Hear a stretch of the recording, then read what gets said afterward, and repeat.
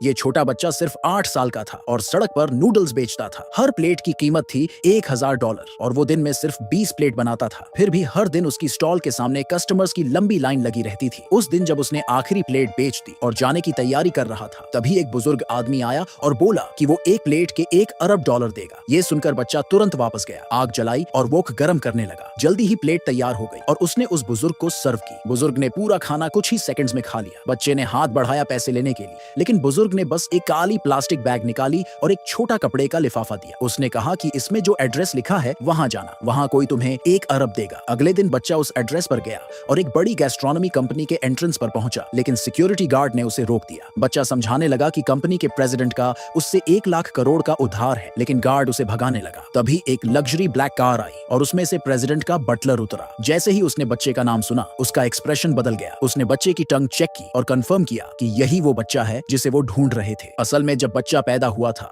एक मंक ने कहा था कि इसका भाग्य स्टार ऑफ लोनलीनेस वाला है और ये जिसके भी करीब रहेगा उनकी मौत होगी। जैसे ही मंक ने ये कहा, उसकी माँ की पोस्टमार्टम ब्लीडिंग से मौत हो गई। कोई और रास्ता न होने पर बच्चे को कुकिंग के भगवान को सौंप दिया गया ताकि वही उसे पाले। 5 साल बीत गए और कंपनी का प्रेसिडेंट बहुत बीमार हो गया। उसने उस बच्चे को ढूंढना शुरू किया ताकि अपनी पूरी दौलत उसी को दे सके, लेकिन मरने से पहले उसने एक शर्त रखी। बच्चे को एक कुलिनरी टूर्नामेंट में गॉड ऑफ कुकिंग का टाइटल जीतना था, वरना वो उस विरासत का हकदार नहीं बन सकता। ये कहने के बाद प्रेसिडेंट की मौत हो गई। फ्यूनरल की तैयारी चल रही थी, तभी ग्रुप के 4 बड़े शेफ्स आए और अपने अपने डिशेस को ऑफरिंग के तौर पर पेश किया। जब सब लोग प्रेसिडेंट को ट्रिब्यूट दे रहे थे, बच्चा उन ऑफरिंग्स को खाने लगा। पहले बाइट के बाद ही उसने चेहरा बिगाड़ा और खाना थूक दिया। उसने कहा कि ये तो खाने लायक भी नहीं है। ये सुनकर 4 शेफ्स बहुत गुस्से में आ गए और उसे मारने की कोशिश करने लगे, लेकिन अगले ही सेकंड बच्चे ने हर डिश की सारी कमियां एक एक करके बता दी। शेफ्स स्टन्ड रह गए। उन्हें समझ नहीं आया कि इतना छोटा बच्चा 4 देशों की क्विजीन्स को इतनी डिटेल्स में कैसे जानता है। असल में उस बच्चे की टंग स्पेशल थी,